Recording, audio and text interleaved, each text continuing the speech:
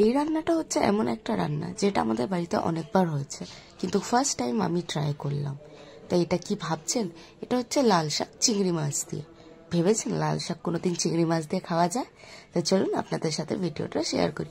Hello বন্ধুরা, কেমন আছো তোমরা? নিয়ে চলেছি নতুন একটা ভিডিও। তো আজকের ভিডিওতে হচ্ছে লাল শাক চিংড়ি মাছ দিয়ে ভাজা। তো জানি না কে কে খেয়েছেন, আমাদের বাড়িতে অনেকবার হয়েছে, কিন্তু আমিও এই ফার্স্ট টাইম খেলাম। তো এখানটায় নিয়ে নিয়েছি 4 পিস বড় চিংড়ি। চিংড়িটায় কিন্তু ছুরির সাহায্যে আমরা ছোট ছোট পিস করে নিচ্ছি।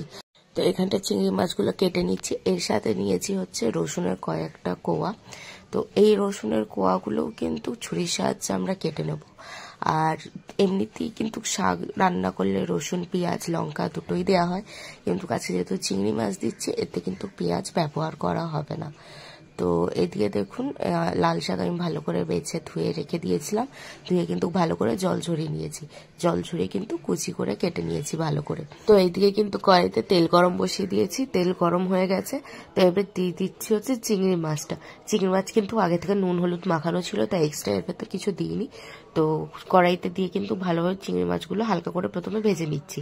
তো ওই তেলে চিংড়ি মাছগুলোকে সাইড করে মিডিলে একটু যে জায়গাটা তেল আছে ওখানটা কিন্তু রসুনগুলো দিয়ে দিচ্ছি।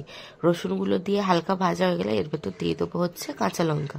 আপনারা চাইলে শুকনো লঙ্কা দিতে পারেন, আপনাদের পরিমাণ মতো ঝাল দেবেন।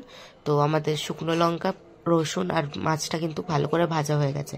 তো এখানটা ভালো করে ভাজা হয়ে গেলে দিয়ে দেবো হচ্ছে আগে থেকে ধুয়ে কেটে রাখা লাল শাকটা। দিয়ে এর ভেতর আর বেশি কিছু দিতে হবে না, জাস্ট নুন আর হলুদ দিয়ে ভালো করে ভেজে নিন। নুন হলুদ দিয়ে কিছুক্ষণ ভেজে কিন্তু আমি শাকটাকে চাপা দিয়ে দেবো।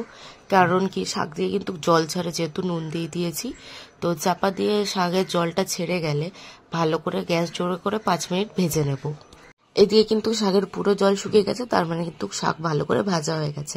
নামানোর আগে চিনি দিয়ে ভালো করে নেড়ে চেড়ে নামিয়ে নিলেই কিন্তু তৈরি হয়ে যাবে আমাদের চিংড়ি মাছ দিয়ে লাল শাক ভাজা।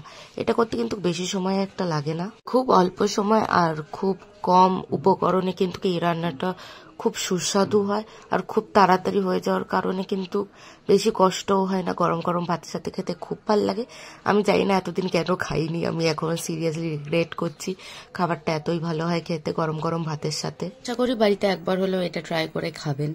আর আজকের জন্য এটুকুনি, দেখা হবে নতুন একটা ভিডিও। আর ভিডিওটা ভালো লেগে থাকলে ভিডিওতে লাইক, কমেন্ট আর শেয়ার করতে ভুলবেন না। আর চ্যানেলে নতুন হলে চ্যানেলটিকে অবশ্যই সাবস্ক্রাইব করে আমাদের পাশে থাকুন।